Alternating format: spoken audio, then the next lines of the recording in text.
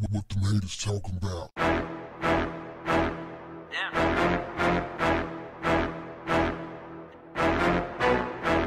What's up, family?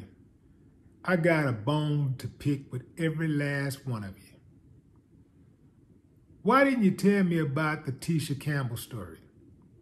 I just found out that Tisha Campbell recently revealed that her husband, Duane Martin, left her with $7 to her name when their marriage ended. $7. Fam. Now, let me say this out the gate. None of us know for certain what happened except her and Duane. Having said that, these type of things do happen. But I looked at the paperwork that they put out there that they gave to the court. And since they put it out there, it's public knowledge, I can speak on it. They revealed that they were $15 million in debt. And they only had $313,000, something like that, in assets, which included mostly the stuff in their homes. They had a couple of expensive cars, 2016, I think, Range Rover, 2014 Range, I believe, or something like that, and a couple other cars.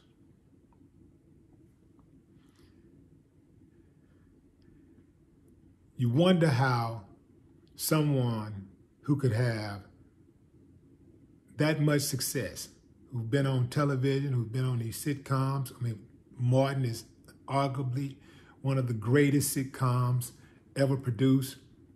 Tisha Campbell was the co-star on the show. She shouldn't have to worry about anything if she took care of her business, right? So here we are. One could say, well, that's cold-blooded that he hid money, if we are to believe what she said about him hiding money. One could say that's cold-blooded. Here's the thing, though, fam. This is a hard pill to swallow because most people, especially younger people, now keep in mind, they were married for 22 years, so they first got together, they were very young. In regards to the $7, I think that all of us need to be very cautious about being too critical and perhaps fixing our faces to smirk or laugh at that situation, because many people who are less fortunate and less famous have been through the exact same thing. Their situation just wasn't made public. Many people have left with $0. In fact, some were left worse than that. Some left owing. So we got to be careful about that judgment. When you enter a relationship, when you get into a relationship, I think it's very important that you maintain a joint bank account and separate bank accounts. Always have some money in the bank because you never know what's going down, what will happen. You got to put some money over here. You got to have your money right. You need to have his money right on the individual side, and y'all need to have joint money where y'all share expenses, or whether money, where the expenses are drawn down from. You got to have that type of account. Because I'm going to tell you something, fam. You can go into any relationship with the best intentions, and at best, these relationships are 50-50. Those are not good odds. Those are not good odds. So the chances are, no matter how great your relationship is right now, at least half the people watching this show right now is not going to be with the person they are with now. They're not going to be with that person sometime in the near future or distant future. They won't be together. What are you going to do if that relationship dissolves? How will you survive?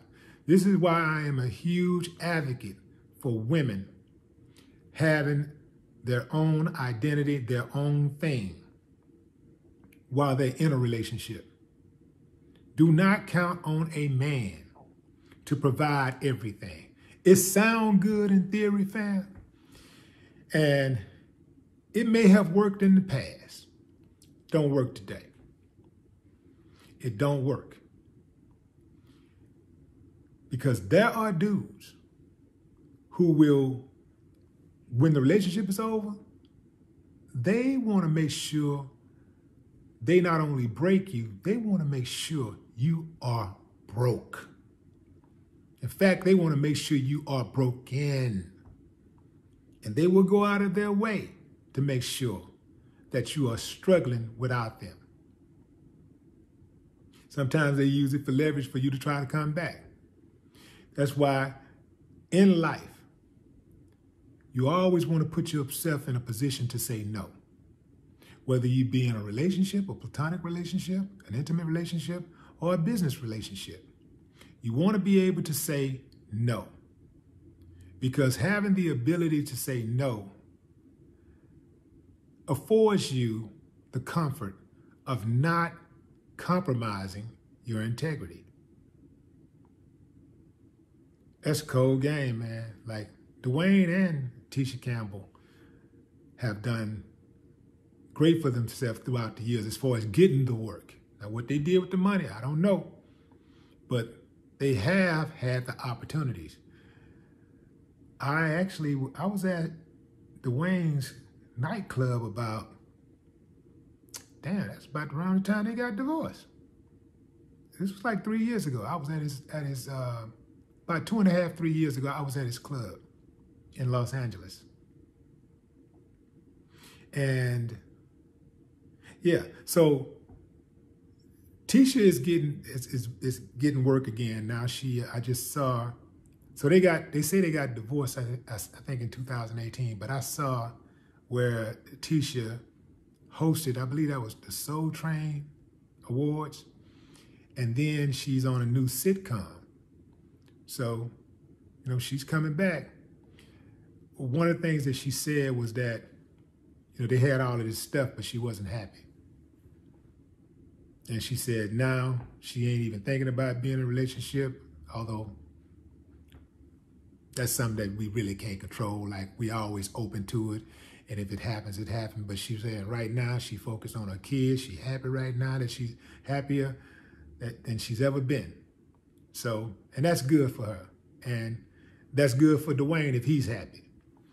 I think it's important that when you break up in these relationships, when these things go down, it get messy. If it get messy, if you choose the right kind of person, then initially things may go bad, and you know how they say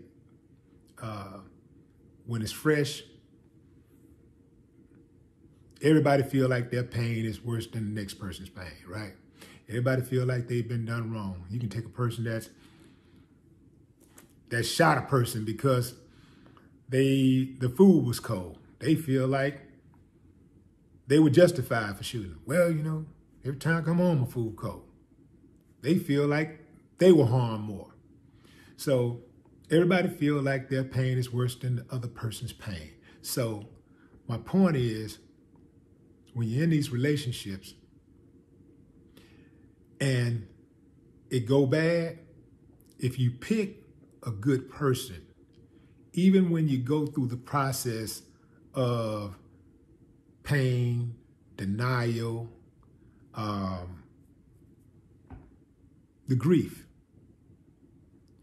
eventually you get over it, right? betrayal. Initially, you get over it, and slowly you start becoming friends again, or at least, and the way you get over it is that first and foremost, you try your best to be civil toward one another, especially if you have kids. You be civil toward one another for the sake of the kids, because once you give life, life is bigger than yours. So if you think along those lines, and if it's really, really about the kids, then you suck it up, buttercup, and you don't allow it to rule you. You don't allow your perception of how things went down to get in the way of your main goal. And that is, your main goal when you have children with a person is to make sure that you are raising productive, healthy, mentally and physically and spiritually, emotionally healthy children. That is the job. And so hopefully they can get back there. It had to be something that they had 2 kids together. So hopefully they can at least get back to being civil toward one another. And that takes time. For some people, it takes longer than others. Some people, it never happens. And that's strange to me, how a person can be with a person for years, like sleep in the same bed with somebody. And then when the relationship go bad, they hate this person's guts. They want to see this person dead. I've always been the one to take my bitter with my sweet. I think it's kind of hypocritical to just focus on the bad in a relationship, no matter how it went bad. Well, what about the good times that that person gave you? The times that y'all had some fun together. They had to have a lot of fun. They had 2 babies together.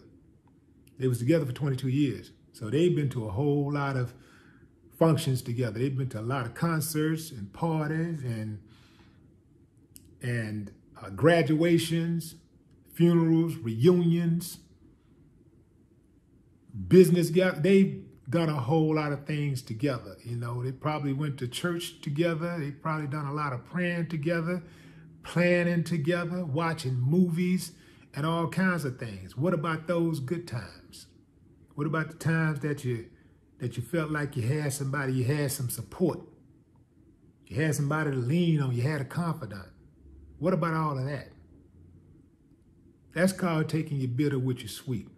And I think that when you learn that, you become a better person instead of a bitter person. Anyway, fam, that's my take. No more talk. What the haters talking about?